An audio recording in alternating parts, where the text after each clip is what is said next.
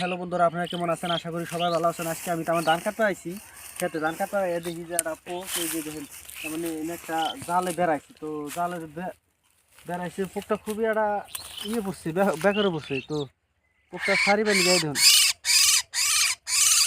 কিবা কান্দাকান্দি করে, কামড় দিবেন না। তো আরো পোক পোকালে আয় পড়লো, দুই পোকটা ছাড়ান যায়নি। তো ইতিমধ্যে পোকটা বিরাটি ভালো দেখা যায়। যেমন আসলে এটার নাম হলো ময়নাহালিক। তো ময়নাহালিকটা আমি ইতিমধ্যে ছাড়িয়ে দিবেন, আপনারা দেখেন ভিডিওটা দেখি শেয়ার মেরে দিবেন। আর এমন করে পোক দেখলে হারা সবাই এটুকু উপকার করবেন যে পোক পোকালে আসলে মারা না কেনা।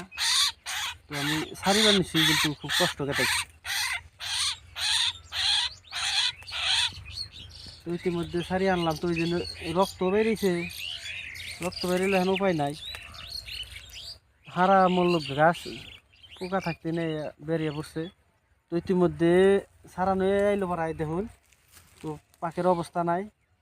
তো ঠ্যাঙ্গে খুব একটা ঠ্যাঙ্গু বেড়াইছে। তো সারিয়ে আনলাম। তো এই ইতিমধ্যে সারাইলাম। এই দেখেন গাইস, এই দেখেন এটা পাকটা মানে রক্ত বেরিয়ে গেছে ইতিমধ্যে। তো হয়েছে, তো সারিয়ে দিলাম। দেখি পোকটা উড়াল দিয়ে হারানো নাই।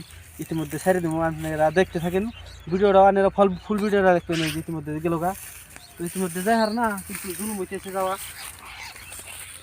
এই যে পোকটা তো মানে আসলে দুঃখজনক, কিন্তু আবার বিরাটি ভালো দেখা গেছে। ইতিমধ্যে ছাড়ে দিয়ে আপনারা দেখতে থাকেন।